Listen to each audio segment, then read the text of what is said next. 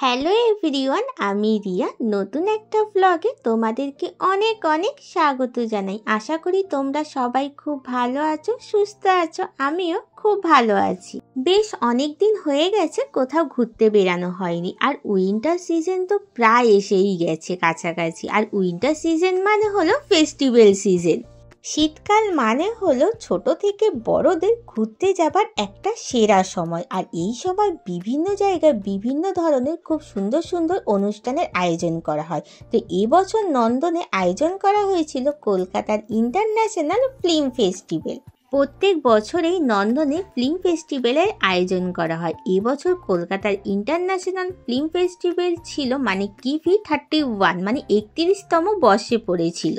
বাড়ি থেকে বেরাতে বেরাতে প্রায় তখন 4টে বেজে গিয়েছিল। আর এসে এখানে যখন পৌঁছায় তখন দেখি 4:45 মতন বাজে। আর যেহেতু আমি সানডে এসেছি আর চারিদিকে প্রচুর ভিড় হয়ে গিয়েছে।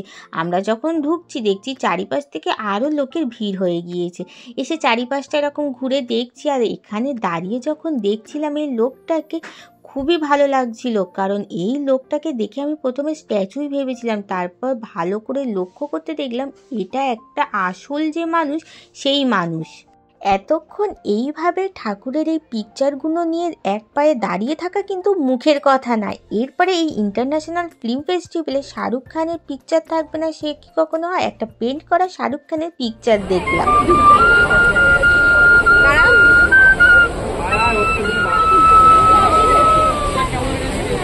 সানডে এই ফিল্ম ফেস্টিভ্যালে গিয়েছিলাম বলে বিভিন্ন রকমের নিত্য নতুন জিনিস দেখতে পেয়েছি। যেমন ওই লোকটাকে অনেকক্ষণ দাঁড়িয়ে থাকতে দেখেছিলাম স্ট্যাচু হিসাবে।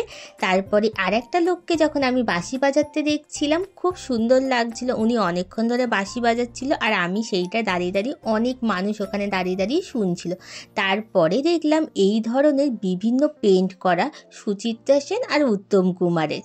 চারিপাশে এত খুব সুন্দর সুন্দর জিনিস দেখে আরও ভালো লাগছে। আমি না কখনো এই ফিল্ম ফেস্টিভ্যালে আসিনি, কারণ এটা আমার ফার্স্ট টাইম ছিল।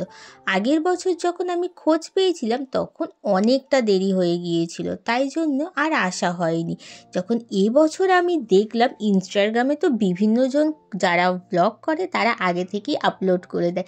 তো যখন আমি দেখলাম আমি সঙ্গে সঙ্গে ভাবলাম যে সানডে তো যেতেই হবে। হ্যাঁ, আগের বছর আমি এসেছিলাম, তখন আমি চিলড্রেন্স ডের যে ফিল্ম ফেস্টিভ্যাল হয় সেটাতে এসেছিলাম। তোমরা অনেকেই হয়তো আমার সেই ব্লগটা দেখেছিলে। সানডে হলো হলিডে, আর এই একটা দিনই প্রত্যেকটা মানুষ বিভিন্ন জায়গায় ঘুরতে যাওয়ার জন্য প্ল্যান করে। তো চারিপাশে এত ভিড় হওয়ার কারণ হলো সানডে, তাই তো এই দিনকার এখানে এসেছিল নচিকেতা। তোমরা সবাই জানো নচিকেতা যে গান করে সে এসেছিল, আর বিভিন্ন অনুষ্ঠানের আয়োজনও করা হয়েছিল। ফিল্ম ফেস্টিভ্যাল মানে এখানে বিভিন্ন ধরনের থিম করে, আর যেখানে প্রত্যেকটা মানুষ গিয়ে ছবি তোলে। এখানে তেমনই একটা টেলিফোন বুথ করেছিল, যেখানে এত লম্বা লাইন পড়েছিল ভাবনার বাইরে। কারণ এত লোক এখানে এই টেলিফোন বুথটায় ছবি তুলবে বলে দাঁড়িয়েছিল। আমি তো প্রথমে ভেবেছিলাম মানে একজন ছবি তুলছে, কিন্তু যখন দেখলাম পেছনের একটা লম্বা লাইন, আমি বললাম আমার আর টেলিফোন বুথে ছবি তোলার দরকার নেই। এখানে যারা নিউজ রিপোর্টাররা এসেছে তারাও পর্যন্ত কভার করছে যে এত লম্বা লাইন পড়েছে যে এখানে এই টেলিফোন বুথে ছবি তোলার জন্য।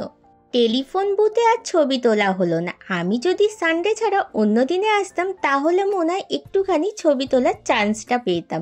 এরপরে সোজা চলে গেলাম নন্দনের ভেতরে, যেখানে বিভিন্ন ফিল্ম আর্টিস্ট যেমন ঋত্বিক ঘটক থেকে শুরু করে সত্যজিৎ দাস সবার সম্পর্কে বিভিন্ন যে পুরনো বইগুলো আছে সেই সম্পর্কে অনেক কিছু এখানে লেখা ছিল, সেইগুলো একটুখানি পড়ছিলাম।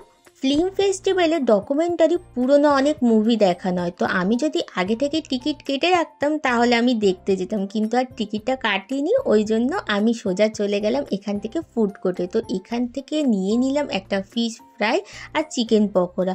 এত সুন্দর খেতে ছিল ফিশ ফ্রাইটা, না বলার মতন। এর সঙ্গে যে চিকেন পকোড়াটা নিয়েছিলাম অতটা ভালো খেতে ছিল না, মোটামুটিই ছিল।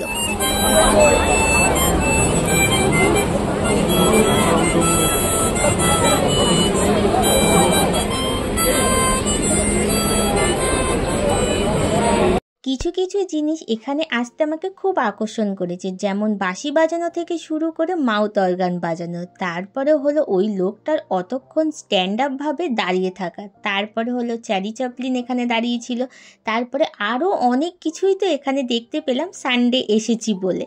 আর মাত্র একদিন বাকি আছে এই ইন্টারন্যাশনাল ফিল্ম ফেস্টিভ্যাল শেষ হতে। যারা এখনও যাওনি তারা ঝটপট গিয়ে ঘুরে আসো। আজকের ভিডিওটা এই পর্যন্ত, দেখা হবে নেক্সট আর একটা সুন্দর ব্লগ নিয়ে। টাটা।